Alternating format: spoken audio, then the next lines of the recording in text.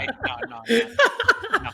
No. Ya empezamos. No, porque realmente es la parte más interesante de todo el puto programa. Yo estoy siempre esperando a ver qué mongolada soltar en el internet y luego el resto es una hora y pico de relleno de mierdas cuando en realidad no. Pero lo más interesante son siempre los primeros 25 segundos de capítulo. Todo el mundo lo sabe, Javi. Pero a ver, comenzamos nueva temporada, o sea que hay que ser serios. Hay que ser serios por hablar de la vida. Hay que ser serios, hablar con copa de balón en la mano bebiendo coñac, y batín de franela, batín con babuchas y reloj de estos de los que se meten en el bolsillo con cadena de oro. Muy bien. Y la pipa cargada de rico tabaco holandés. Claro, mientras mencionas, recuerdo aquellos momentos. Lord Dave, Lord Requenck, ¿sabes? No, pero una cosa, ¿os imagináis una intro en plan de en la temporada anterior? ¿Cómo coño resumimos la temporada anterior?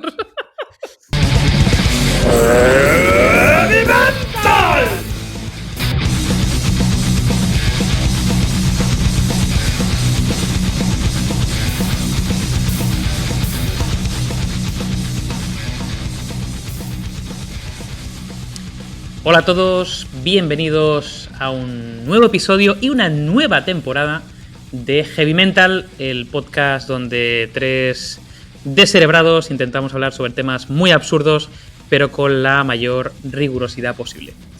Siempre conmigo me acompañan Javi. ¿Qué pasa, perros? ¿Cómo andáis? Y Miki. Muy buenas, ¿qué tal? Feliz año. Feliz año de la tortuga en algún país. Bueno, oye, hay que decir que nos hemos inventado esto del cierre de temporada, pero ha quedado muy majete, ¿no? Porque al final hemos hecho 12 capítulos de la primera temporada, hemos tenido nuestro recorrido, empezamos un nuevo año en enero, nueva temporada. Empezamos con el capítulo 13 para supersticiosos a tope. Exactamente. Cambiamos de temporada, pero no cambiamos, o sea, no hemos reiniciado el número de capítulos, sino sigue por el 13, porque no sale de ahí, básicamente. De hecho, ya sabes lo que dicen, ¿no? Con el número 13.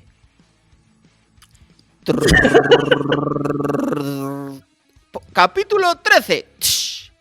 ¿Puede el asalto al Capitolio, la nevada de Madrid y un apocalipsis zombie ayudarnos a lidiar con la complejidad? Bueno, cada vez complicamos más los títulos, lo cual mola mucho, porque aquí ya metemos bastantes... Bueno, a ver, hay que decir que el podcast de hoy va sobre complejidad por un lado y apocalipsis zombie. Bueno, ahí un poco hemos metido otros ingredientes en el terreno del realismo absurdo.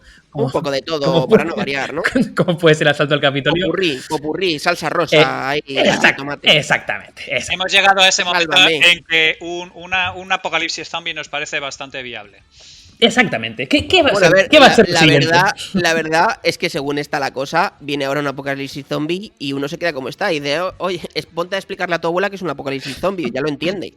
¿Sabes? Estaríamos preparados, de hecho. Mi dinero está entre el apocalipsis zombie, la invasión alienígena o la emergencia de la Atlántida. No, por favor. Quiero ver a Fernando Simón y al Fernando Simón que haya del Ministerio de ¿Qué Interior llevaría esto? Hablando diciendo que serán 1 o 2 alienígenas, ¿no? No. De cómo combatir a los alienígenas inyectándoles coronavirus. Esto sería maravilloso y... O sea, el nivel de... Un crossover, ¿os imagináis un crossover? La nevada zombie. Sí, señor. El apocalipsis zombie en el Congreso de Estados Unidos, qué maravilla. Rollo Secret Wars, sí señor, tú sí que sabes, Mike. Mira, claramente el nivel de surrealismo y de impacto es directamente inversamente proporcional a lo que diga aquí el señor Fernando Simón. Bueno, entonces, ¿puede el asalto al Capitolio, la nevada de Madrid y otras absurdeces, como un apocalipsis zombie, ayudarnos a lidiar con la complejidad? Entonces, en el podcast de hoy vamos a hablar sobre complejidad, un tema donde aquí el señor Recuenco tiene un máster y el resto somos meros aprendices de esta movida.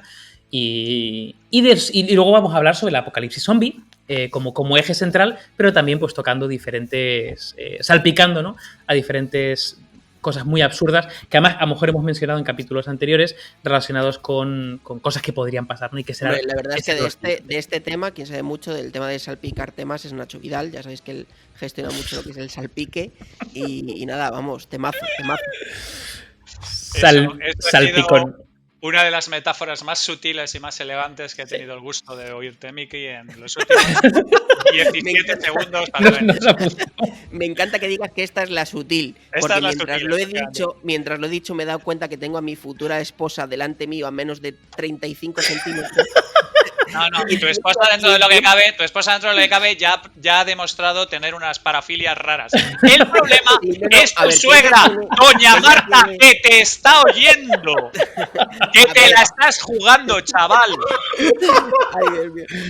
De verdad, es verdad que mi querida futura mejor se va a divorciar antes de que lleguemos a casar, pero oye, yo espero que ella me quiera. Y Marta, yo siempre te mando un besito, suegri, eres la mejor. Muy bien, fantástico. Ok, venga, pasamos a la complejidad. O sea, yo evidentemente voy a, en este caso, darle la palabra a Javi para que nos explique esto. Menos mal, he sudado. Para que nos explique esto de qué es la complejidad. Por lo menos hay como un marco, un contexto. Cuando hablamos de complejidad, ¿a qué demonios nos referimos? Bueno, yo antes de nada tengo que recordarte, David, por si acaso no lo recuerdas, que yo me metí en esto de la complejidad por tu puta culpa. Es verdad. Es un tema que no sale así mucho a relucir, pero yo vivía feliz en mi mundo, como el príncipe mundo de Belén. simple. Exactamente. Yo vivía feliz en mi barrio y jugaba al baloncesto como el príncipe Bel Air, y de pronto pues me lanzaron al mundo de la complejidad, y que es un mundo absolutamente fascinante.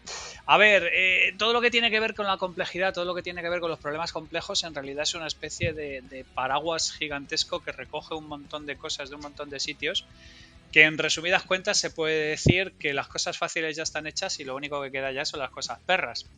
Y que la inmensa mayoría de las cosas que no entendemos o que no gestionamos están, digamos, de alguna manera relacionados con toda una serie de campos vagamente relacionados entre ellos, que incluyen cosas como la transdisciplinariedad, que incluyen cosas como las orquestaciones cognitivas, que incluyen cosas como básicamente decenas de diferentes disciplinas que están al mismo tiempo interactuando, que de alguna manera lo que está haciendo es que el mundo es cada vez más complejo. Esto, que podría ser un simple ejercicio teórico, y que de hecho lleva 30 años siendo un ejercicio teórico sin comerse una paraguaya, el problema es que es así. O sea, ahora mismo os contaré la triste historia de Dave Snowden y la triste historia de un montón de gente que, como hablan de cosas muy profundas, pues realmente, más allá de la gente con la que hablan en el café y si les aguantan, pues no es un tema que haya permeado a la humanidad. Pero sin embargo, el World Economic Forum, en sus últimas advertencias del 2015, del 2014, 2016 y 2020, dice que la primera skill que deberías tener para ser empleable durante la próxima década es reconocer complex problem solving. Entonces tenemos un problema, porque el World Economic Forum, que es una de las entidades más grandes, dice que si quieres estar empleado en la próxima década tienes que saber de complex problem solving. Y el problema es que de complex problem solving tenemos, puta idea, 5 taraos y nuestros familiares más próximos. De hecho, nuestros familiares más próximos insisten mucho en que no les demos la turra con lo de la complejidad. Y que sabes menos, y que no te vengas arribita, que a lo mejor el problema lo tienes con ellos, ¿no? Exactamente. Que no te vuelvas complejo, no te compliques. Exactamente, no te compliques la vida. Estamos rodeados en el mundo de maricondos de la vida. Todo es más sencillo, lo que necesitas es amor, paz y relajación. Y la verdad es que el mundo se está complicando mucho. Y entonces la complejidad, que hasta hace relativamente poco era propiedad de una serie de gafotas metidos en sus academias y cosas por el estilo, pues de pronto se convierte en un problema, digamos de alguna manera, en algo que la humanidad debe urgentemente ponerse al día, sobre todo lo relacionado con el mismo. Y no porque haya aparecido cosas como la pandemia, que es un tema que llevaba 10 años avisando hasta el último mono.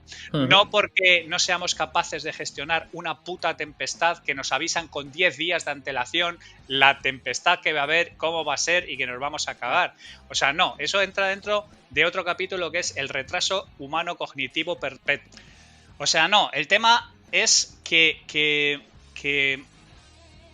están ocurriendo cada vez más cosas que les estamos dando una serie de explicaciones simplistas, pero que en realidad de manera subyacente son el producto de un montón de procesos complejos interactuando.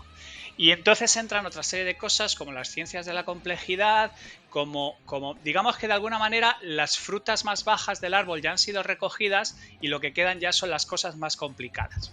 Entonces esto lleva un montón de temas derivados, pero me gustaría que de alguna manera entendiéramos en un aspecto, digamos, un poco más de andar por casa, que la complejidad y la resolución de problemas complejos entra como resultado de un incremento gradual de la complejidad de la naturaleza de los problemas a los que se enfrenta la humanidad. De todas maneras, insisto, la ciencia de problemas complejos hunde sus raíces en los 40 y en los 50. Y a partir de ahí ha habido un montón de corpus sobre el asunto. Pero ahora en esta década es cuando realmente, a partir de los estudios del World Economic Forum, se ha empezado a poner foco en el asunto. O sea, podemos decir que la cosa se está complicando por la simplificación, ¿no? Es decir, hemos llegado a simplificar tanto. Bueno, claro, no. Eso es lo que decía Mencken, ¿no? Mencken decía aquello de por cada problema complejo hay una solución simple, maravillosa y sencilla y completamente equivocada. Que básicamente es completamente cierto. Nuestro cerebro lo que intenta es cerrar los casos a toda velocidad como un detective vago. Y cuando el caso es complicado, nuestro cerebro lo que le produce es una angustia terrible, no tiene ni puta idea de por qué pasa realmente eso y procede a cerrarlo en falso y muchas veces a echarle la culpa a cualquier gilipollez. O sea, cuando... a ver, volvemos a lo mismo. Este mecanismo es muy poderoso. Este mecanismo permite en la Alemania nazi echarle la culpa de todo a los judíos.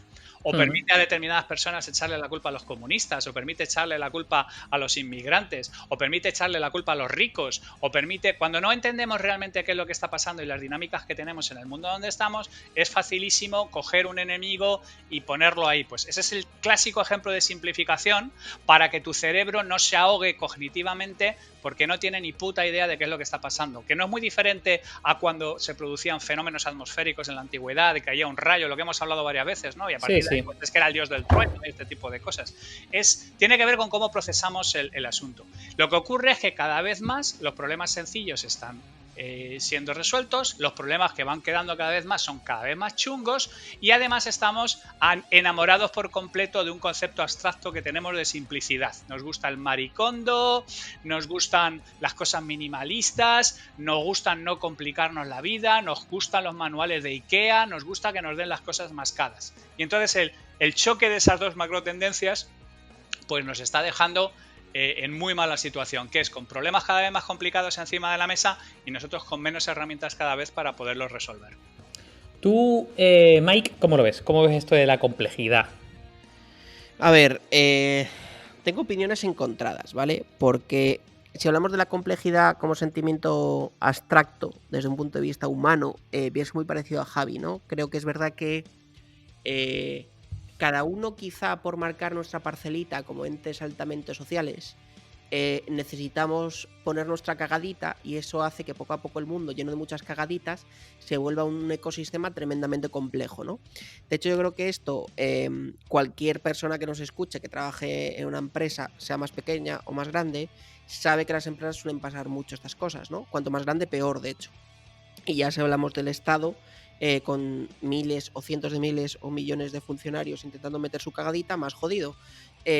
Por eso todo pues enquilosa, ¿no? Las grandes organizaciones muchas veces y es tan complejo y tal, ¿no? Aquí no voy a descubrir tampoco la pólvora, pero tengo un sentimiento encontrado versus este pensamiento inicial. Quiero decir que es un sentimiento encontrado que me generó a partir de la primera vez que me leí Sapiens, ¿vale? Porque yo nunca había leído, nunca había enfrentado el problema de esta manera, ¿no?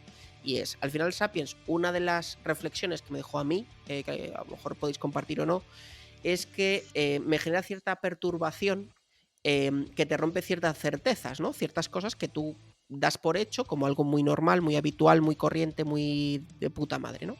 Entonces, una de las certezas que me rompió a mí es que muchas de las cosas a nivel social, o sea, muchas de las cosas que nosotros creemos que son problemas, que son situaciones, que son tal, son cosas que como especie hemos creado. Es decir, no es física, no es matemáticas, no es una ley universal.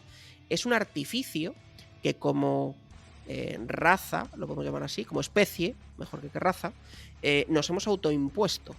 Entonces, ¿qué pasa? Que cuando tú llevas eso al absurdo, tengo esa como enfrentamiento entre, uno, creo en ello, y dos, si lo hemos creado nosotros mismos, ¿por qué no lo hacemos un poco de menos, ¿no? ¿Por qué no nosotros mismos decimos, hostia, esto no puede ser tan difícil, ¿no? Imagino que también ahí, porque si no, las empresas de consultoría pues no ganarían pasta, ¿no? Y también, y también tienen que comer la gente de la consultoría de traje y corbata de algo, ¿no? Pero he de reconocer que, aunque a lo mejor, oye, pues este pensamiento es un pensamiento relativamente profundo y podéis no estar de acuerdo, me genera como ese mix entre, uno, si es algo que artificialmente hemos generado nosotros, ¿por qué realmente nos parece psicológicamente tan complejo? Quizá porque lo hemos creado nosotros, entonces nos lo hemos hecho nosotros mismos complejo. Y luego lo segundo, que sí que entiendo obviamente que la realidad en el día de hoy, tal y como lo vive cualquier persona de nosotros, como un operador y un ente libre, obviamente entiende que hay un ecosistema o ecosistemas, bueno, pues que a lo mejor están hechos complejos a posta. Es decir, están hechos complejos a posta para que, pues yo qué sé, como filtro, ¿no? Por ejemplo, oye, ¿por qué es tan difícil hacer, me la inventar, ¿no? Pues una operación no sé qué, financiera de no sé qué tipo. Oye, pues como filtro para que solo llegue cierto tipo de gente. O ¿por qué es tan complejo hacer no sé qué? Oye, pues bueno, por ejemplo, hay países, ¿no? Yo creo que a todos nos suena el país de Liechtenstein. Oye, pues tú solo puedes ser ciudadano de Liechtenstein si tienes en el banco 15 millones de pavos. ¿Quieres pedir la ciudadanía? 15 millones de pavos en el banco. ¿Es complejo? Sí, complejísimo. Pero a la vez... No. Pero a la vez es un corte. Entonces, al final yo creo que complejizamos también, dentro de ese primer prisma del que hablaba yo, un poco para generarnos autodefensas, ¿no? Sea porque es nuestra cagadita para defender nuestro puesto de trabajo cuando es una empresa, o sea que eres Liechtenstein porque te está defendiendo de los pobres y muertos de hambre que vienen a tu país, ¿no? Yo, fijaros, ahí ahora voy a dar paso justo también para ir en tu misma línea, Mike, y dar paso como pues a Snowden y sobre todo por diferenciar un poco la complejidad de lo complicado, que me parece que Snowden lo explica muy bien con el framework que tiene. Pero yo cuando estuve un poco profundizando en el tema de, bueno, un poco me gusta mucho la parte más etimológica de las palabras, ¿no? ¿De dónde viene complejidad, no? Y fijaros, la raíz al final viene de plectere, viene de trenzar, enlazar, ¿no? Con el prefijo de com, ¿no? El prefijo de com, que de alguna forma lo que intenta es dar sentido de dualidad, en el sentido de que entrelazan elementos sin anular su dualidad, lo que significa que todos los elementos tienen sentido entrelazados, ¿no? Y me pareció magnífica de dónde viene la palabra, principalmente porque esa básicamente es la complejidad, ¿no? Cuando realmente tienes diferentes partes, yo creo que ha sido Javi el que ha nombrado dinámicas, ¿no? Y tú, Miki, habéis nombrado sistemas o ecosistemas, ¿no? Y al final tienes diferentes elementos que conviven en un sistema, en un ecosistema, que tienen sus propias dinámicas y que de alguna forma, y ahí radica la complejidad, no sabemos, o sea, hay un nivel de incertidumbre muy grande en cuanto a esos elementos, las dinámicas entre ellos, cómo se comportan en esas interacciones, cómo diferentes elementos que pasa que no están conectados porque no vemos sus relaciones se influyen. Y de hecho, yo la verdad que llevo bastante tiempo leyendo sobre temas sobre todo de resolución de problemas complejos, ¿no? Que ahora menciona, bueno, yo creo que Javier mencionaba a Nardone. Está Snowden, que también lo hemos mencionado. Está Stacy, el de la matriz de Stacy, que es previo a Snowden, o coetáneo, yo creo. Pero no había descubierto a Edgar Morin, el filósofo y sociólogo francés. Sí. Que tiene 99 añazos, por cierto. 99 años, efectivamente, sí, aún sigue vivo, tiene 99 años. Y me ha parecido bastante. De hecho, me ha apuntado varios libros, que además lo pondremos en la descripción que va acompañando al episodio, y me ha gustado mucho digamos, su visión del mundo, ¿no? Él dice que el mundo es un todo indisociable, donde el espíritu individual, ¿no? El espíritu de los individuos posee conocimientos que son ambiguos, desordenados, incluso sesgados, ¿no? Donde no tienes, y que necesitan acciones retroalimentadoras, y él básicamente propone un abordaje que se da de manera multidisciplinar y multireferenciada para realmente lograr un constructo en el pensamiento. Es decir, es imposible abrazar y abordar la complejidad de manera totalmente individual, sino que lo que necesitas es básicamente, pues, lo que muchas veces se habla en la consultoría y se habla en el mundo de empresa, equipos multidisciplinares con diferentes visiones, diferentes conocimientos que de alguna forma ayuden o arrojen luz a, bueno, identificar porque como bien dice Snowden, nosotros no podemos predecir, ¿no? un sistema, cómo se va a comportar un sistema complejo, pero como mínimo podemos tener información de cara a poder influir, ¿no? En cómo queremos que se comporte. Sí. Aquí, Javi, te iba a dar paso a Claro. si quieres meterte con la parte de Snowden o quieres nombrar algo de los frameworks, alguna herramienta que de alguna forma... Primero quiero comentar dos cosas sobre lo que ha dicho Mike, ¿vale? Y al hilo también de lo que tú acabas de comenzar. Primero, el asunto es, efectivamente, como humanamente somos complejos de natural, ¿vale? Entonces hay un montón de cosas que introducimos nosotros la complejidad. De hecho, muchos de los padres de la resolución de problemas complejos tienen backgrounds en antropología. De hecho, Morín es sociólogo y antropólogo, Nardone es psicólogo, Edward de Bono, si recuerdas también que lo mencionaba en mis clases, Sí. es también psicólogo. O sea, porque la gente que tiene que trabajar con el ser humano es de los primeros que han tenido que interactuar con sistemas complejos. Y si tú piensas que un ser humano no es un sistema complejo, es que no entiendes realmente cómo es un ser humano, que es una cosa muy próxima a lo que es la parte del caos. Sin embargo, hay una cosa que sí me gustaría dejar claro, y es que la resolución de problemas complejos y la consultoría están enfrentadas completamente. O sea, es una cosa que es un choque absolutamente frontal. Me encanta que vayas directo a la yugular. Va a la yugular. Sí. O sea, vamos a ver, el tema es muy sencillo. Un beso para todos nuestros escuchantes de empresas de Big Four. Os queremos. Si eres el director de marketing de yo qué sé, de cualquiera de estas, ya sabes que aquí estamos. Un beso para mi amigo José Luis Risco, el director de recursos humanos de Ernst & Young, y para toda la gente que para está KPMG, Accenture. Ya sabéis que el podcast está abierto a que nos sponsoricéis, a que nos llevéis un día a vuestra oficina para hacer un directo con vuestros empleados. Estaríamos felices. Yo me conformaría con que cuando termine el podcast de hoy no me manden ningún ucraniano a doblarme las rodillas en sentido contrario a su eje normal. Burofax escrito por 28 estirados. Exactamente. Vamos a ver. La consultoría viene desde algo que llevamos desde los tiempos de los gremios, que es que alguien ya sabe hacer algo y entonces hay una serie de gente que lo que dicen es, oye, yo sé hacer este asunto y lo pone a la venta. Por su propia naturaleza, la resolución de problemas complejos lo que tiene es alguien que se enfrenta a un tema que no tiene ni puta idea de qué es lo que ocurre en realidad. Con lo cual no tiene nada que ver con la consultoría. Yo siempre pongo el mismo ejemplo. La gente se piensa que resolución de problemas complejos es el señor Lobo de Pulp Fiction. Sí, tal cual. ¿Vale? Y es que además la gente piensa que no. El señor Lobo es un puto consultor. El señor Lobo, él no es la primera vez que resuelve un problema a algún delincuente. El señor Lobo no es la primera vez que rasca con una espátula sesos de negro de la ventana de un coche. El señor Lobo no es la primera vez que hace una serie de cosas que ya las ha hecho. Estoy a 30 minutos, llegaré en 10. Lo que es el mejor en lo que hace, ¿vale? Pero el tío ya sabe hacer absolutamente eso. Eso es consultoría, ¿vale? ¿Quién es un resolutor de problemas complejos? El doctor Gregory House.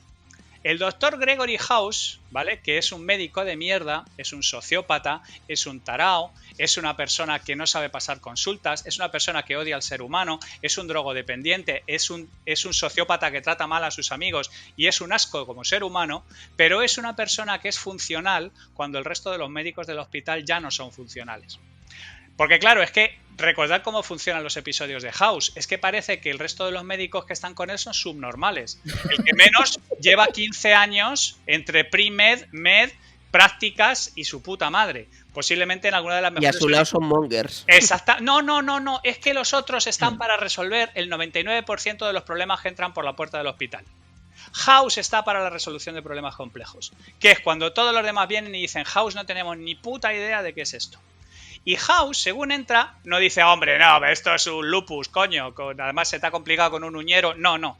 El patrón siempre es el mismo. Hay un análisis y una exploración, prueba una locura, casi lo mata. Hay otro análisis y otra exploración, hay otra segunda locura, casi lo mata. Y hay otra tercera, super locker, va y lo cura. ¿Vale? El mecanismo de los episodios es siempre exactamente igual. El resto del tema es un sitcom sobre la vida de un tarao rodeado de personas más o menos normales y funcionales. Pero ese es un resolutor de problemas complejos. Un tío que no es funcional bajo un escenario en el que no tiene ni puta idea de qué es lo que le está pasando a la persona que tiene delante. Y que si no entra y no opera, se va a morir. Entonces... Sí, claro, disculpa. No, te iba a decir, justamente, y me parece genial, o sea, básicamente porque podamos hacer como como una traslación o una similitud, ¿no? entre House y, por ejemplo, el caso de Snowden y lo que comentó antes Miki, que es que básicamente un consultor nunca se mete en la complejidad, sino se mete en lo que tú acabas de decir, se meten a lo mejor el 99% de los médicos, que está genial porque hay volumen, ¿no? Para meterse, que básicamente es lo que Snowden llama, digamos, el orden. Eso. El orden que puede ser obvio, ¿no? O claro, que básicamente es, mira, tengo una serie de opciones, la categorizo y respondo. Eso es. Y puede ser muy complicado. Muy complicado, claro. Hacer un helicóptero es muy complicado, pero es que ya se ha hecho y ya se sabe hacer. Exacto. Hacer un puente o hacer la torre de Pisa es algo complicado, no es algo que está al alcance de cualquier tuercebotas, ¿vale? O sea, la gente que tiene conocimiento sobre ese tipo de cosas y que vende consultoría sobre ellos no son tuercebotas, pero son cosas que ya están solucionadas. Eso no es solución de un problema complejo. Por eso Nicolás Taleb se cabreaba como una mona cuando decía que el COVID era un problema complejo. No, joder, llevamos avisando la posibilidad de una pandemia 50 putos años. Que nieve en Madrid cuando te han avisado con 10 días de antelación, es que tampoco es un problema complejo. Bueno, pero no solo eso, o sea, el tema del COVID, os recomiendo ver esta serie del COVID, perdón, en general de las pandemias, ¿no? Os recomiendo ver los mini capítulos estos que hay en Netflix, que a mí me los recomendó David, y justo ayer hablando con mi señora también me los recomendó, que son estos que te cuentan como cosas complejas en 15 o 20 minutos, no me acuerdo ahora mismo el nombre. Explain, en palabras sencillas. Esos son. Y es que uno de los primeros capítulos, que además está producido por Bill Gates, en su cruzada, ya sabéis, con todas estas cosas y tal, de primeros del 2019, grabado en finales del 18, publicado en primeros del 19, habla sobre la posibilidad de que venga una pandemia global, entre ellas de un virus zoonótico en forma de coronavirus. Chan, chan, chan. Claro, o sea, y dices, me cago en la vida, ¿sabes? Pero ¿Qué es lo que pasa? ¿Que es que Bill Gates es reptiliano y le pasa lo que va a ocurrir? Claramente no, es que estaba ahí la posibilidad. Claro. Sí, pero una cosa, a ver, ahí voy a romper voy a abrir un pequeño debate. A ver, probablemente el hecho de que pudiese pasar, ¿no? una pandemia, y además con ciertos grados de certeza, ¿no? Lo dijo Taleb, lo dijo Bill Gates, salió en el World Economic Forum, salía en 1000 sitios, de hecho hemos tenido casos anteriores, ¿no? Antes del COVID, pues el SARS, bueno, lo hemos hablado ya en capítulos anteriores, ¿no? O sea, el identificar que esto podría pasar es un grado, ¿no? El siguiente grado probablemente podría ser, voy a preocuparme sobre qué demonios voy a hacer si esto pasa, ¿no? Que muchas veces podemos anticiparnos a que algo puede pasar, pero no lo tenemos en cuenta. Ahora, una vez que pasa, a mí sí que me parece un problema muy complejo, en el sentido de que empiezas a tocar todo, literalmente. Tocas tema, evidentemente, laboral, temas sociales, temas entre diferentes países y fronteras, temas sanitarios.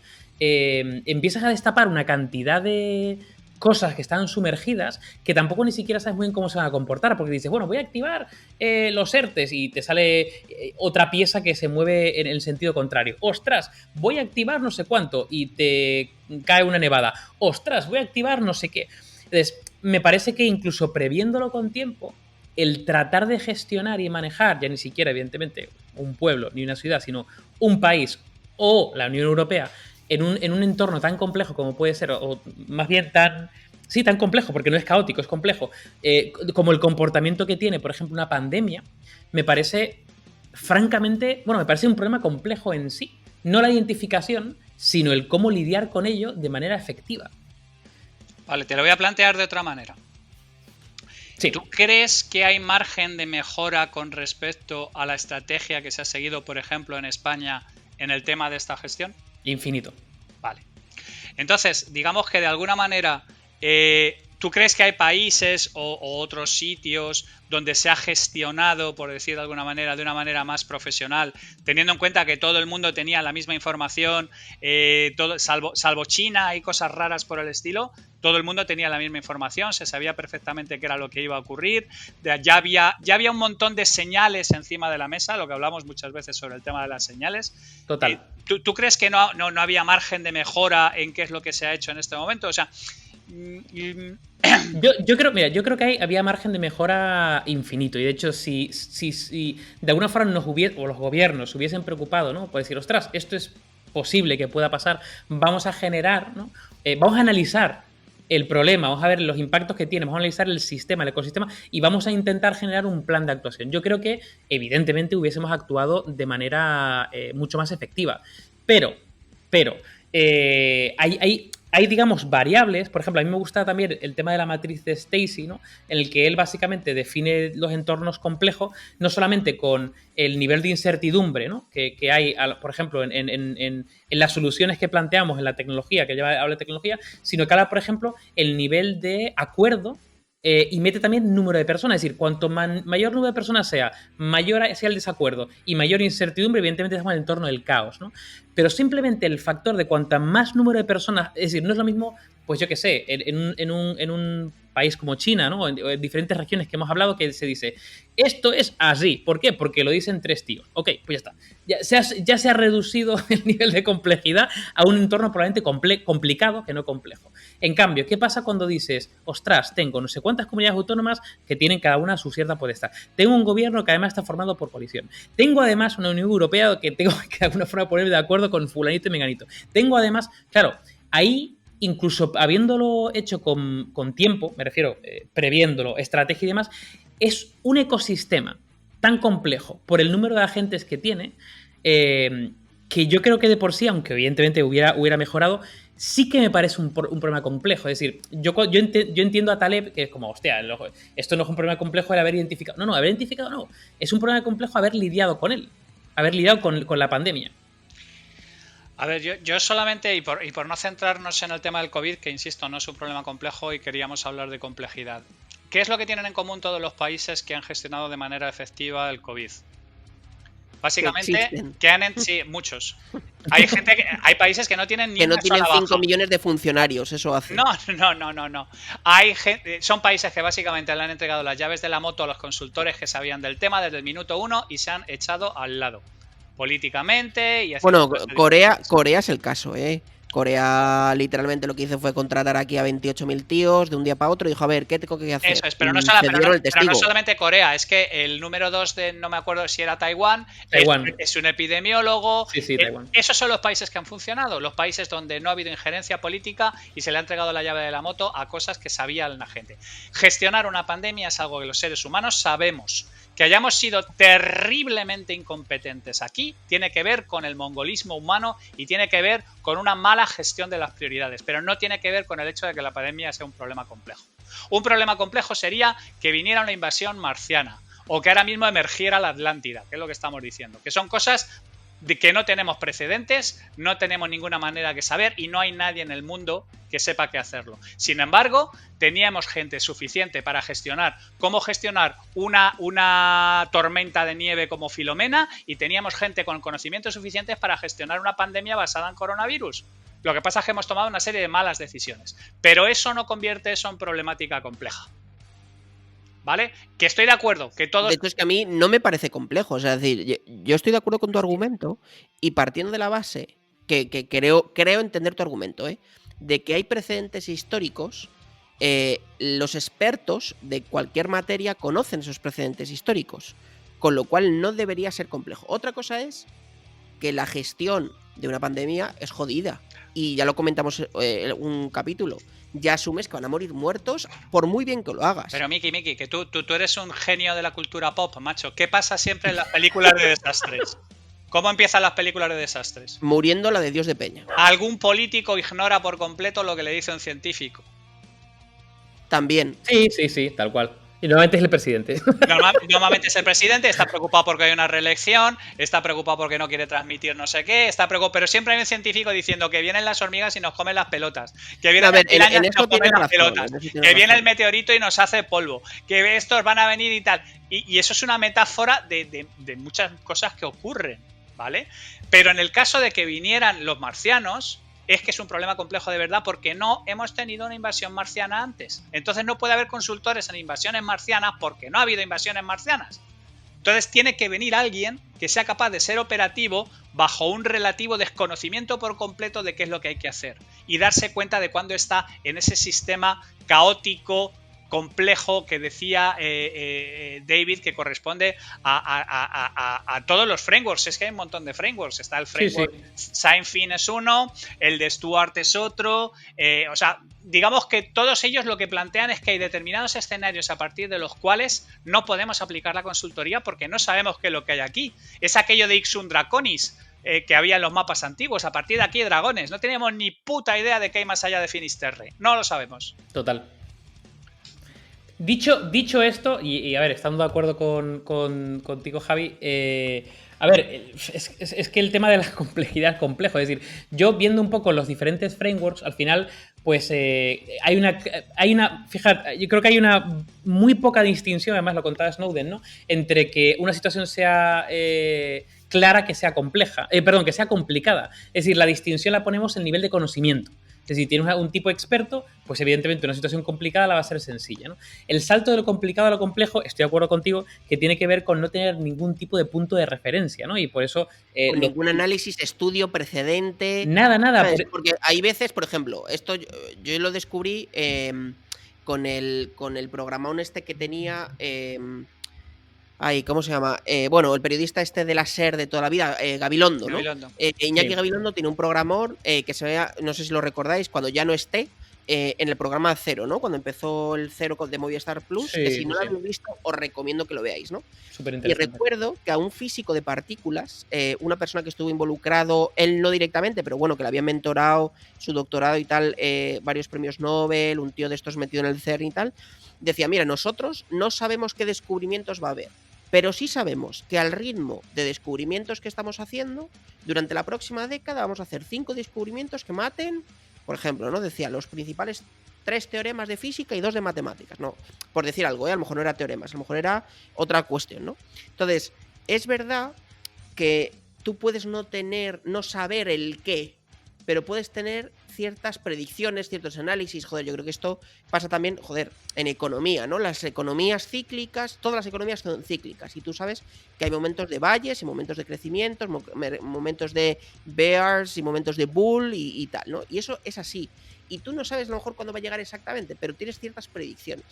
Pero hay ciertas cosas que yo estoy de acuerdo contigo, David, en las que como no eres capaz de predecir, ahí, los ovnis, hostia, tú eres capaz, tienes cojones o alguien tiene huevos de hacer una predicción seria, ¿de cuándo van a subir los ovnis? No. Entonces, el día que lleguen, o la Atlántida, oye, el día que pase, sí, eso va a ser complejo de verdad. Pero la diferencia entre complejo y complicado, pues es muy distinta, joder. Claro, sí.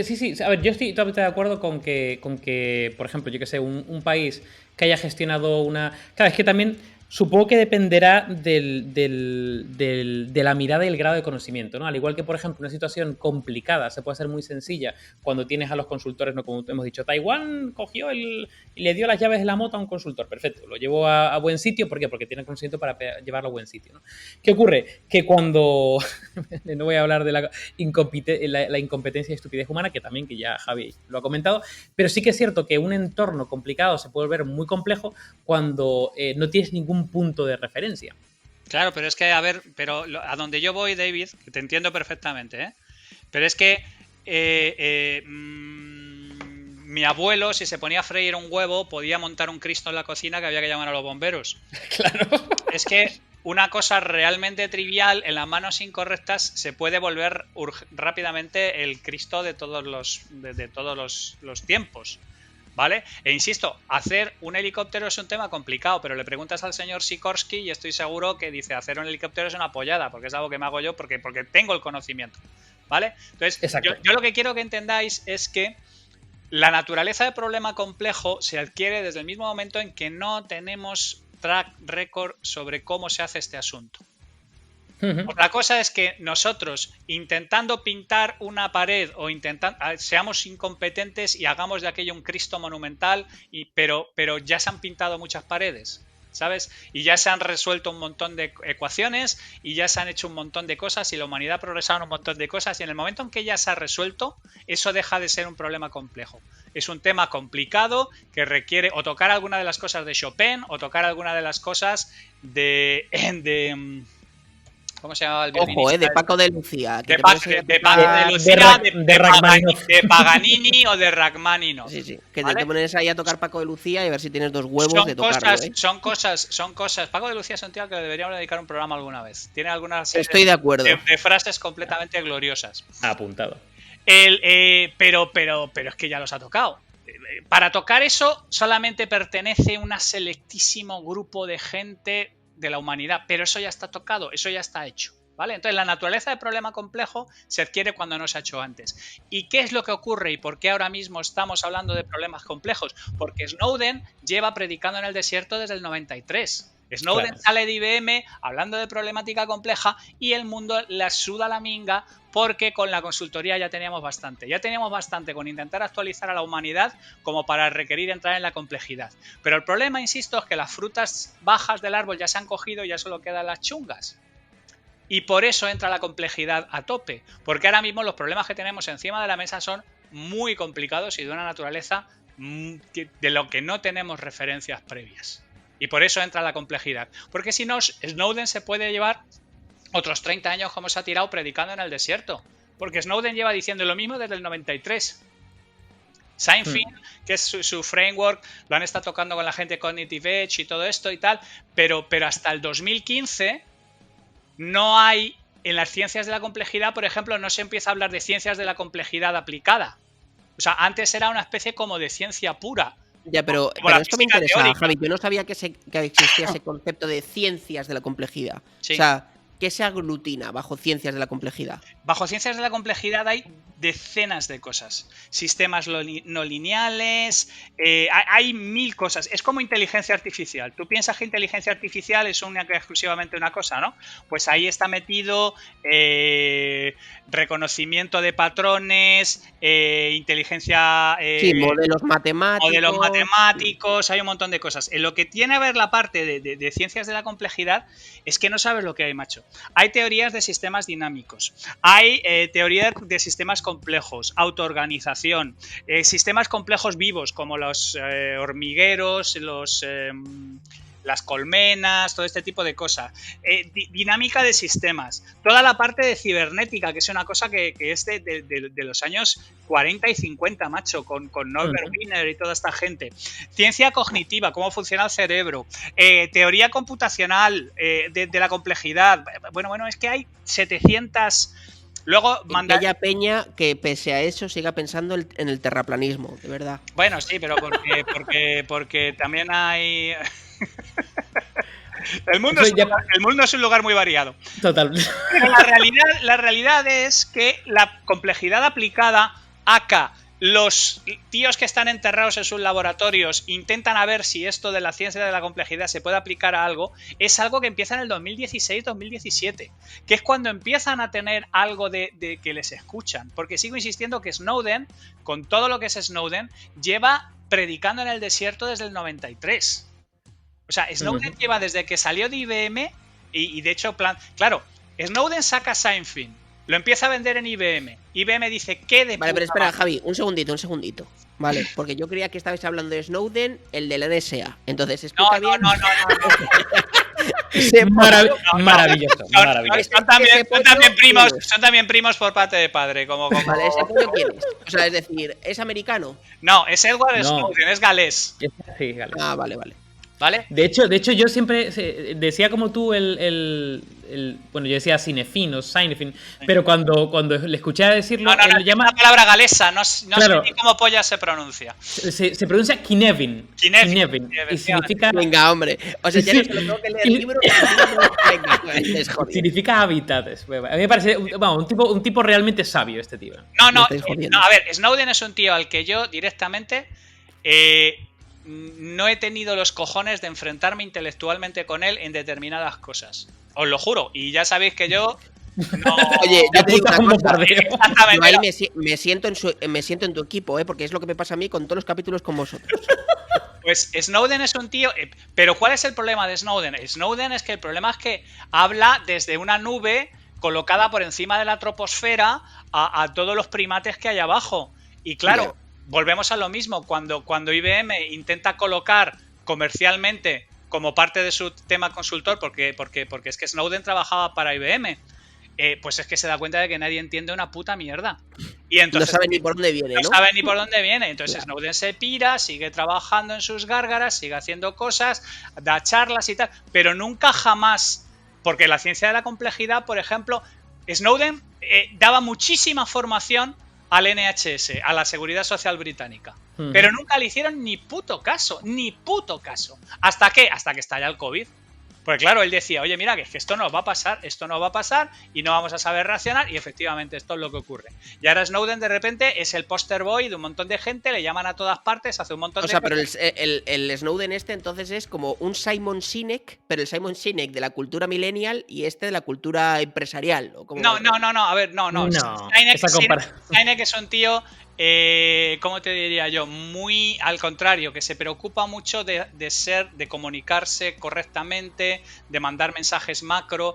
No. Este rollo Snowden es hardcore.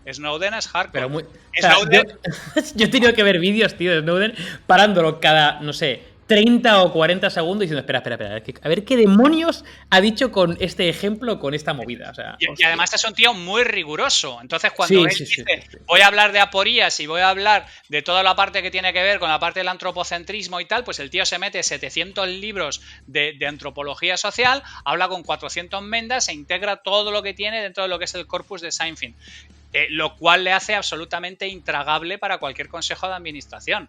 Que posiblemente lo odia. Claro, donde posiblemente podía hacer grandes cosas, pero no es un sociópata como Taleb, porque a Taleb le llevas la contraria sobre un algoritmo y te dice que eres un hijo de puta y que no tienes ni idea.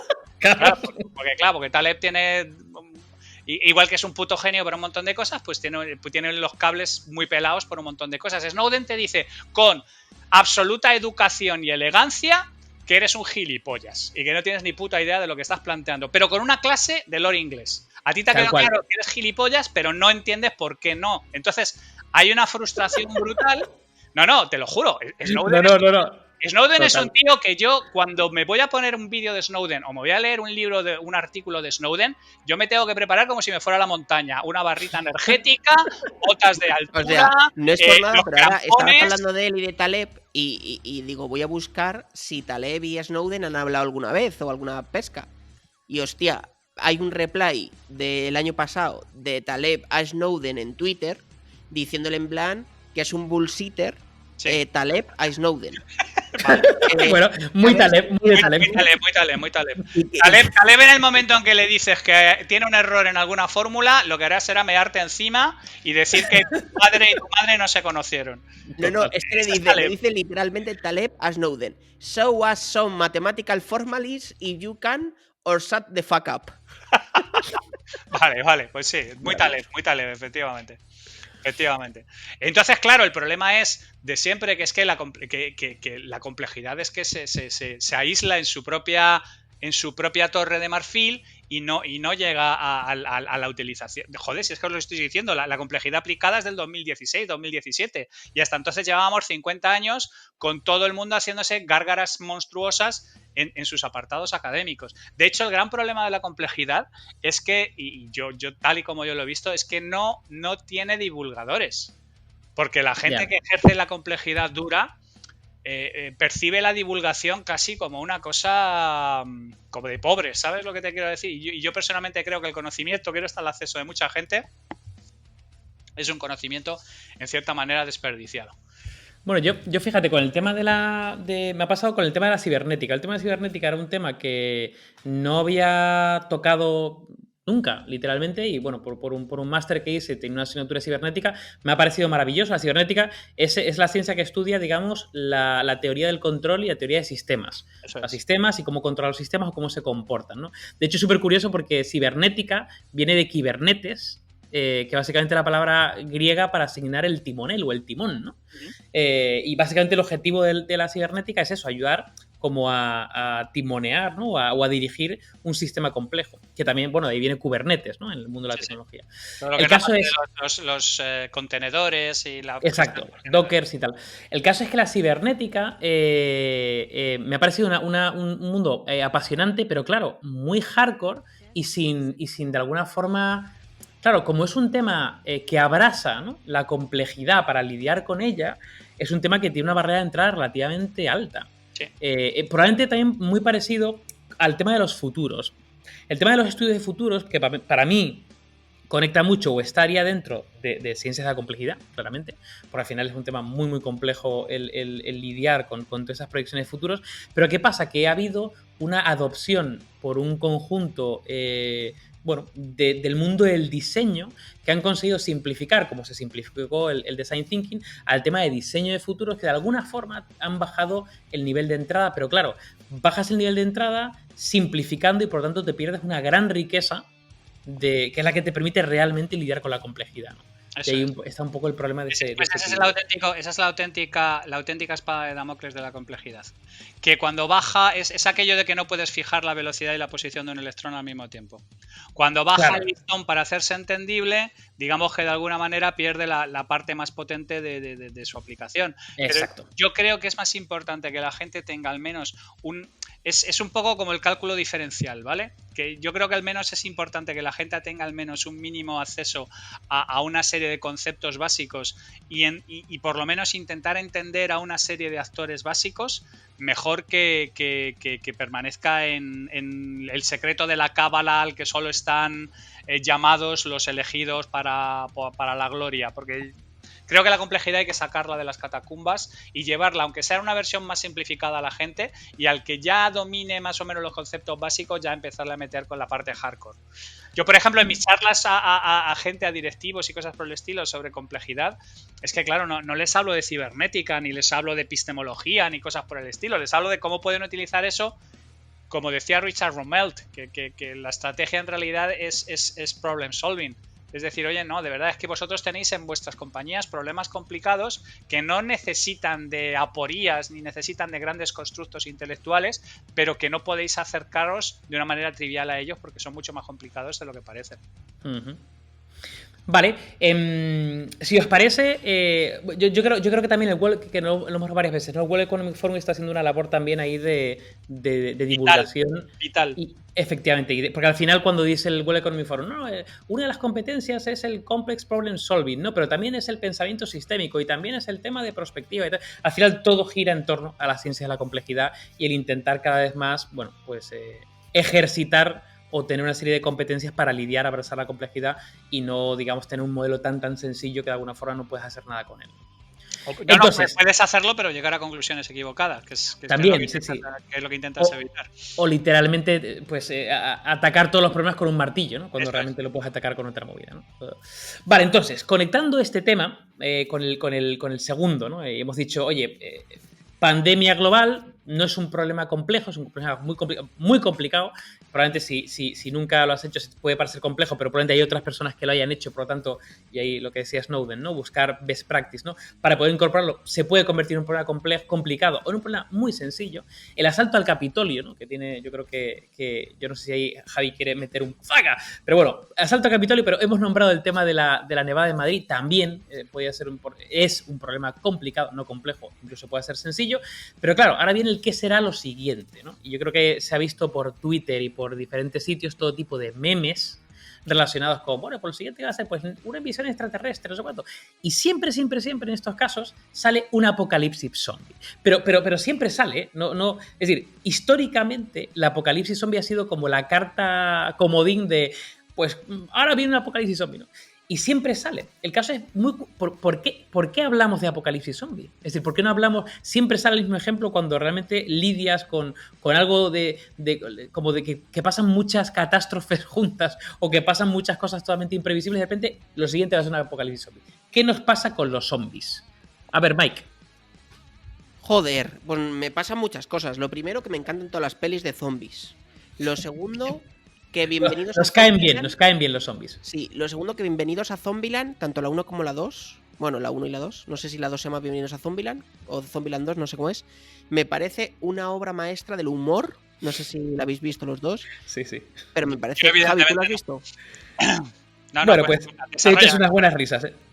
Javi, te lo digo de verdad, es buenísima porque no solo es una película donde, oye, pues pasa unos zombies, como cualquier película de zombies y el típico chavalito y tal, sino que además te muestra como un guión, una guía de cómo sobrevivir a un apocalipsis zombie en paralelo a la propia película, ¿no? Y el chavalito te va contando sus propias normas, ¿no? Con lo cual tienen como un componente así divertido, educativo, donde te va contando, ¿no? Y luego yo creo que el rollo zombies tiene un componente como de que somos nosotros mismos, pero nos volvemos malos. Pero malos de verdad. O sea, no malos porque alguien se porta mal, sino malo porque no razona, ¿no? Entonces es como un rollo de, hostia, es que mi padre me va a querer comer el entrehuevo, ¿sabes? O el entrecuello. Porque quiere sobrevivir. Y luego, claro, siempre que pienso en zombies, a lo mejor os vais a reír con la comparación, pero me acuerdo muchísimo de esa situación que luego deriva en 28.000 películas de este equipo americano que se pegó un trastazo con un avión en los Andes, ¿no? No sé si os acordáis la peli de los Viven, de Viven. ¿no? Viven. El equipo de rugby argentino que volvía y se quedan en los Andes, sí. Eso es. Sí. Y la verdad es que no lo puedo evitar porque no sé si sabéis Bueno, y os digo por qué. Y no simplemente por el hecho de, oye, pues que obviamente se comieron unos a otros, sino porque no sé si sabéis que una de las cosas que pasó con Viven es que los días posteriores, no sé cuántos exactamente, no sé, son 7, 8, 10, 6, a que volvieran al hospital, prácticamente no tenían contacto humano y no les dejaban tener contacto humano prácticamente ni con los familiares porque decían que estaban asalvajaos, literalmente asalvajaos. Entonces que estuvieron... Rollo el señor de las moscas ya, ¿no? Sí, mucho tiempo de readaptación a el humano es amigo y no es alguien al que le tienes que meter un bocado. Coño. Sí, literal. Entonces la verdad es que yo siempre me acuerdo del rollo Viven. Mundo zombies, a ver, honestamente yo no estoy preparado para un apocalipsis zombie, no estoy en mi mejor momento de forma como para salir corriendo, aunque yo espero que si me toca zombies, espero que me toque de esos que son lentos y tontos, ¿sabes? No de los que corren de la hostia. Vale, eso Mike, ahora pasaremos a la parte de lentos y tal, pero antes, Javi, y si quieres brevemente el asalto al Capitolio, pero bueno, sobre todo, ¿el apocalipsis zombie sería un problema complejo? Sin duda alguna. Porque además el problema fundamental que tenemos con el apocalipsis zombie es que nos hemos sacado una serie de reglas de las pelotas basadas en las películas de George A. Romero. Correcto. En el cual los zombies son lentos y digamos que de alguna manera lo que sí son es muy insistentes, pero son reglas arbitrarias que nos hemos sacado de allí mismo, porque podía ser que los zombies fueran más rápidos, o podía ser que los zombies fueran invisibles, o podían ser... Digamos que el canon construido alrededor de los zombies es de hecho, el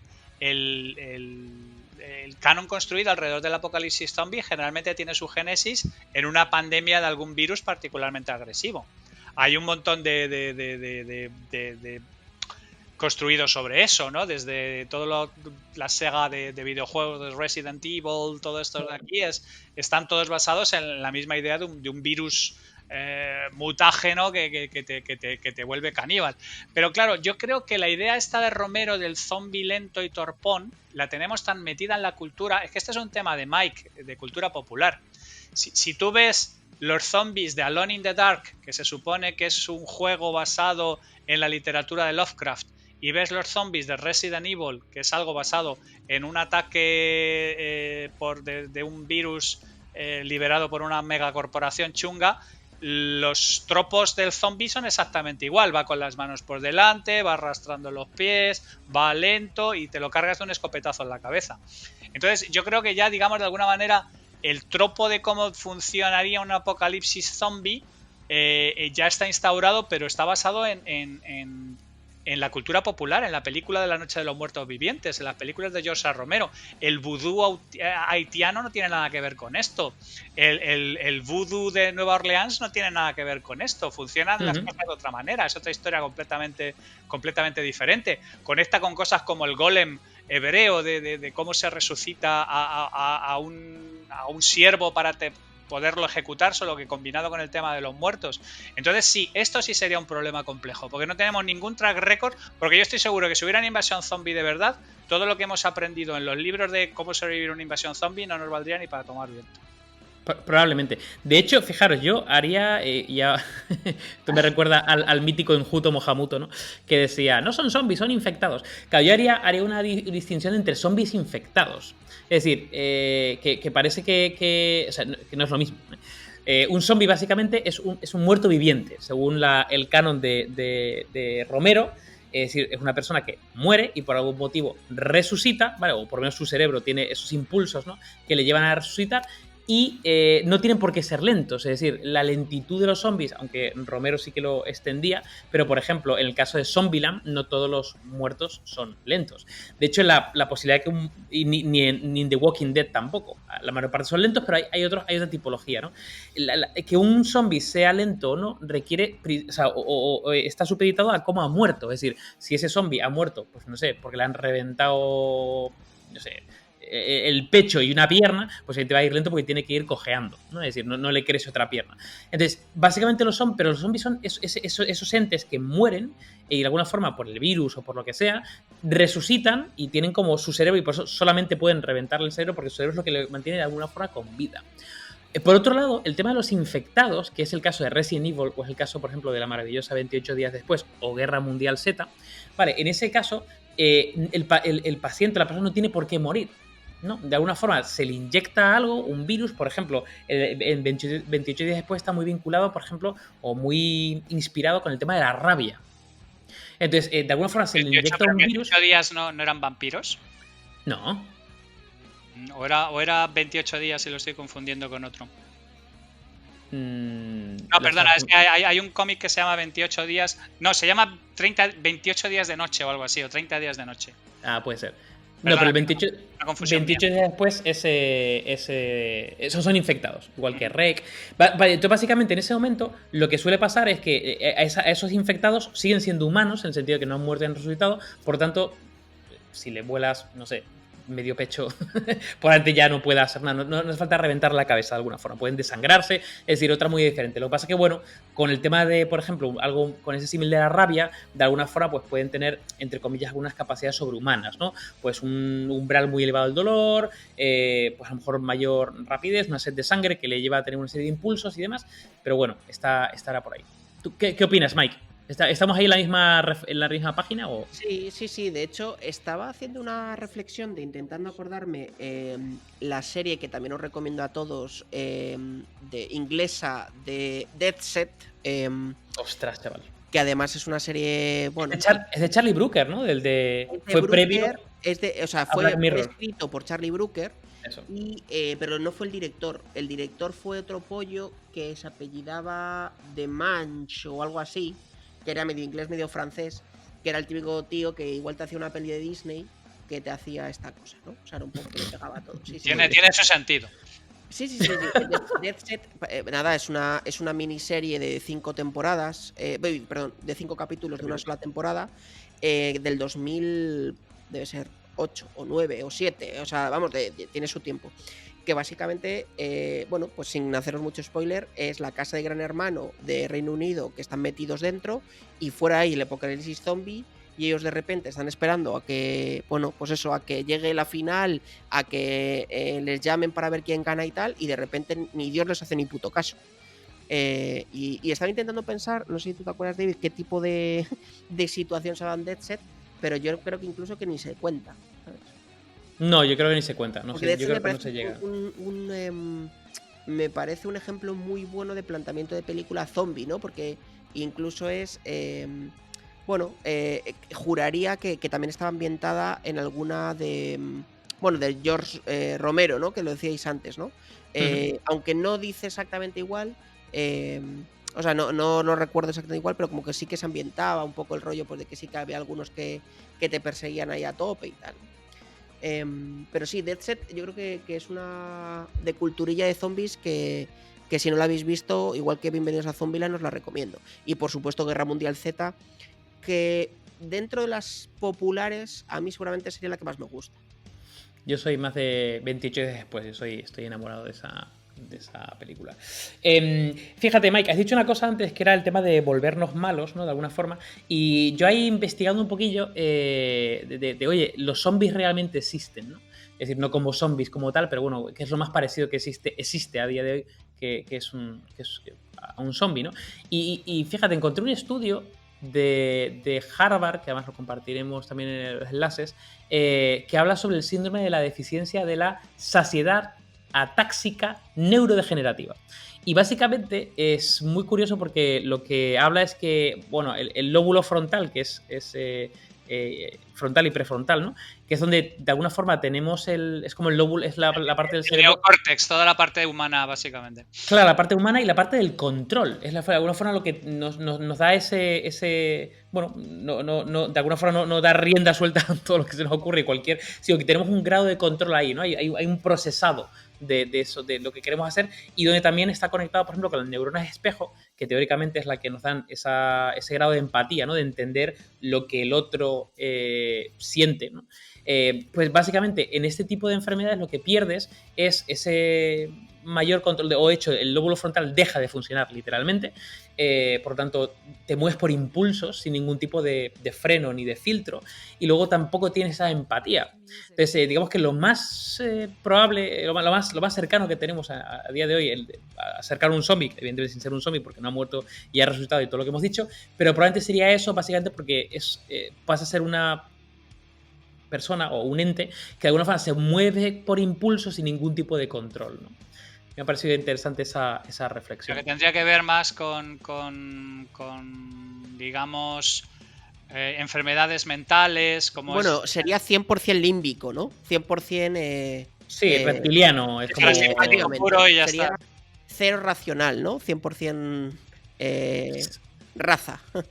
Sí, de hecho, a un camino entre medios estarían los psicópatas, ¿no? Que han perdido también, de alguna forma, ¿no? Ese grado de empatía, y seguramente viene una parte de moverse por impulsos. Uh-huh. Bueno, ahí hay un matiz, Dale. y es que generalmente el psicópata, lo que ocurre es que es perfectamente capaz de no empatizar con el daño que causa. Claro, ¿vale? exacto. O sea, es que es que eso tiene que ver con un montón de cosas que tienen que ver con daños a determinadas zonas cerebrales. Pero este tema que planteas, David, ¿cuál es? ¿Que tú te quedas sin esto, pero el resto de las funciones siguen normales? O sea, exacto. Tú puedes respirar, tú puedes... Exacto, de alguna forma tú, digamos que, y fíjate, lo conecto, o sea, por ejemplo, hay una bueno, no es una teoría porque está testada, ¿no? Neurocientífica, que habla que, bueno, los adolescentes, ¿no? O preadolescentes, de alguna forma no tienen el lóbulo prefrontal, concretamente, desarrollado en su máxima potencia, y por eso son capaces de tomar más riesgos, o no tienen tanto, digamos, nivel de control interno, ¿no? O poco a poco eso se va desarrollando y vamos generando ese punto de control. Pues imagínate si lo anulamos totalmente. Y cualquier persona que de alguna forma, pues yo que sé, tenga ganas de comer, o tenga ganas de sexo, o tenga ganas de lo que sea, o de decir una burrada, o digamos que no tiene ningún tipo de filtro. Sí, es como la gente que tiene coprolalia, o la gente que tiene síndrome de Tourette y cosas por exacto. el estilo. Bueno, lo que pasa es que síndrome de Tourette, yo creo que sí que eres consciente de lo que has dicho. Lo que pasa es que eres incapaz de no decirlo, ¿no? De controlarte, eres incapaz de no decir las cosas. En este caso, pierdes la empatía y pierdes el control. Por lo tanto, eres como...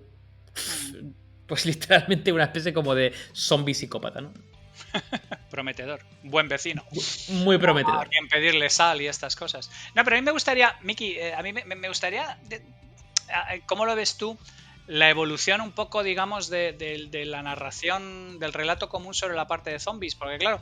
Yo me he ido bastante atrás a los relatos de zombies de los 30, a los 40, a los 50, a los 60, tanto en cómic como en libro y cosas por el estilo, y eran temas que tenían que ver con misticismo africano traído al Caribe, traído a Haití, traído a Nueva Orleans. Hay un sacerdote que es el que se encarga de toda la movida.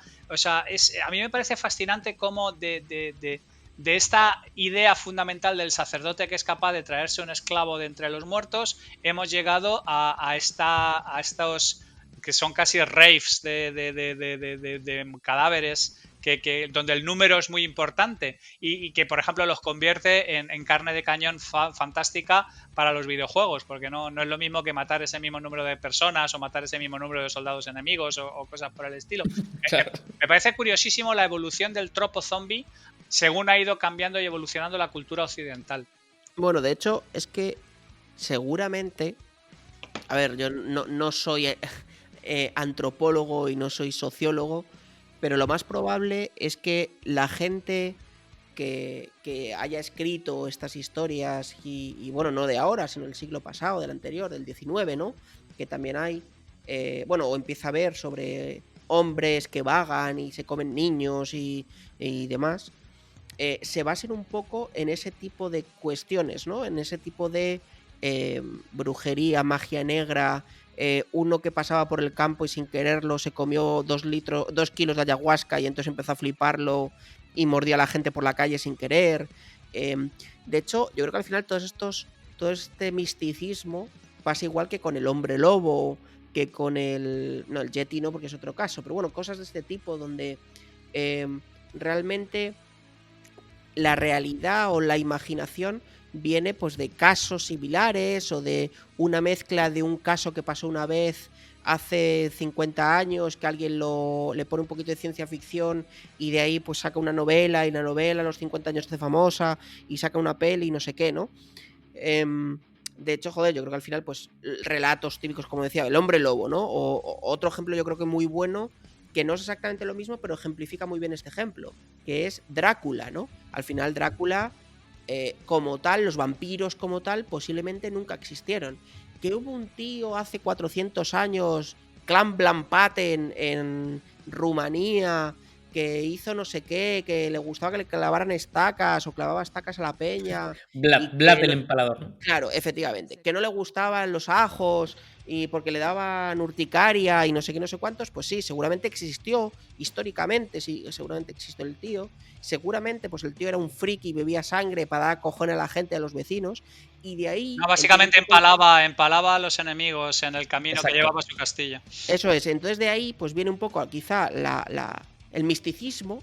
Y de ahí, pues no, pues es que este tío es un vampiro, jiji, jaja, va un andaluz por ahí y hace chiste y de repente jiji, tal, y cuando te quieres dar cuenta, pues que los vampiros existen, que estamos con zombies y que la Atlántida no sé qué, ¿no? Pero yo creo que muchas veces la cultura popular ha traído estos referentes populares, nunca mejor dicho, ¿no? Pues las brujas de Zumagarramurdi está en España, por ejemplo, ¿no? Que es un caso muy parecido. Eso fue una historia real, la cogió. Real, Sí, lo conocemos por la peli Ideales de la Iglesia, pero fue tan real como las brujas de Salem Sí, por eso digo, no, pero que es un caso en donde, oye, pues seguramente las tías no eran brujas, hacían pociones y no sé qué, y se comían niños, lo que tú quieras, pero lo que se queda en el... Estas cosas que hace cualquiera parecida, ¿no? Hace cualquier persona que no es una bruja. No, pero llenar almohadones y comerse niños. No, pero lo que voy es que lo que se queda en el subconsciente colectivo, quizá no en la primera generación, pero la primera, la segunda, la tercera, cuando se lo pasan 4 generaciones, es que de verdad había brujas. Y a lo mejor las tías no eran brujas, ni nunca lo fueron. Y pasa lo mismo con casos pues como Drácula, como bueno, no pero sé eso tiene que ver, no, estoy completamente de acuerdo contigo, pero yo creo que eso tiene que ver con la vulgarización y la simplificación y la livianización de cosas serias también. Que eso conecta porque no nos gusta el complex problem solving. Efectivamente, sí. No, estoy completamente de acuerdo. Pero, por ejemplo, es que esto se ha puesto de moda. No hemos mencionado el tema del asalto al Capitolio, pero es que ahora se ha puesto de moda esto de voy, asalto el edificio del Congreso y luego por la tarde me voy a un McDonald's y luego me voy a los bolos, ¿no? Es como parte de una movida. Declarar la independencia y luego nos vamos por la noche a comernos una paella. O sea, es como este proceso de trivialización de cosas que antes eran... pues tú sabías que tú asaltabas el Congreso, pues sabías que lo que te jugabas era un consejo de guerra. O declarabas la independencia, sabías que te ibas a comer 300 años de cárcel. Bueno, Javi, un consejo de guerra si salías vivo, ¿eh? Si salías vivo. Es que esto que pasa en Estados Unidos, yo no sé vosotros, pero a mí me pareció el Estados Unidos más desconocido. O sea, joder, que es que solo les falta hacerte un tacto rectal cuando entras con tu pasaporte español, que vas de vacaciones, con tu billete de ida y vuelta y no sé qué. Y hostias, 300 tíos asaltan el Capitolio y no está ahí la Guardia Nacional a tiros, mucho me extraña. Por eso te digo, esta sublimación de los símbolos sudistas, esta reinvención de la historia, como pasó también en Cataluña. O sea, te quiero decir que es que como que la historia y las cosas serias del pasado se terminan convirtiendo en cosas pop. Me encanta porque Javi también se acaba de cargar a todos nuestros seguidores que sean de lazo amarillo. También se los acaba de amigos. Vosotros podéis creer en lo que queráis, no hay ningún problema. Aquí aceptamos a terraplanistas y independentistas. No hay ningún problema. Me ha gustado como sutilmente has dicho, esos que han reescrito la historia, ¿no? Como se han inventado una puta paranoia. Cervantes era de Girona y Cristóbal Colón era de Palafrugell. Y, o sea, a ver... Yo respeto profundamente los ideales políticos de todo el mundo, pero ¿no tienes la sensación de que el proceso ha sido como muy infantil? O sea, ¿qué Ha nivel sido la república más corta de la historia. No, 23 segundos. Pero vamos a prescindir del proceso. ¿Tú qué grado de infantilismo tienes que creer para creerte que asaltas el Capitolio por la tarde, a la mañana siguiente vuelves al trabajo y luego por la tarde te vas a Starbucks a comerte un frappuccino de vainilla? No, o sea, Javi, ¿En qué unicornio? ¿En qué unicornio? Es decir que te estaba tomando un poco el pelo para hacer un poco jocoso, pero suscribo todas las palabras que has dicho, incluidas las de la historia en Cataluña, ¿vale? Claro, o sea, pero es verdad que quizá también eso lo está generando la sociedad hiper... No es conectada, hiper liberticida. Llamémoslo liberticida, ¿no? Es decir, somos todos tan libres y encima lo decimos todo el rato, tanto tiempo, y todo el rato cada uno nos podemos ofender porque nos dé la gana y hablar tanto y siempre tenemos razón. Sí. Que por supuesto yo voy a ir al Congreso y luego me voy a tomar un frappuccino, porque ¿quién es un policía para decirme que no puedo entrar al Congreso? Lipovetsky llamaba eso la sociedad de la liviandad o algo así. O la sociedad liviana o algo por el estilo. Sí, donde no somos conscientes de... Él tiene un libro que se llama De la ligereza, donde habla precisamente de cómo estamos completamente perdiendo el concepto de lo serio que son determinadas cosas, determinados símbolos y determinados hechos. Y entonces, claro, volvemos a lo mismo. ¿Cómo gestionamos desde un punto de vista cognitivo y cómo hemos incorporado cosas que venían de la brujería más negra de África y las hemos convertido en una especie de icono pop para videojuegos, para pelis y para series? Porque además llevamos 15 o 20 años con los zombies a saco. Es que yo he visto hasta Orgullo y Pasión zombie y tal cual. Y cosas bueno, así. Y los zombies nazis, no me acuerdo cómo se llama la peli de los zombies. Sí. Y habrá películas porno de zombies seguro. De mira que te clavo el colmillo. Que sí, que están los zombies ya como Scooby-Doo. O sea, es parte de la cultura pop. Es una cosa que hemos como integrado completamente dentro de lo que es la parte de esta cultura de la liviandad que decía Lipovetsky. Me parece un proceso fascinante. Me parece... Sí, de hecho, mira, esto concretamente podría ser parte de otro capítulo, porque al final, al igual que yo creo que de alguna forma el capitalismo puede productizar cualquier cosa, incluso las cosas que vayan en contra del propio capitalismo, probablemente... del Che, por ejemplo. Exactamente, por ejemplo. Y probablemente la cultura en la que vivimos, que es una cultura de alguna forma de generar como iconos, ¿no? Que de alguna forma resignificamos y lo que queda es el mito, el relato y además transgiversado para que cuadre dentro de otra movida, ¿no? Y la incoherencia... Eso pasa en la izquierda y en la derecha, además. En todos lados. El concepto de icono del Che me parece fantástico, porque yo no sé si todo el mundo lo sabe, no voy a decir el pueblo para evitar demandas. ¡Oleiros! Yo sé que lo digo yo, ¡Oleiros! Gracias, Javi. Que es demándenme a mí, señores.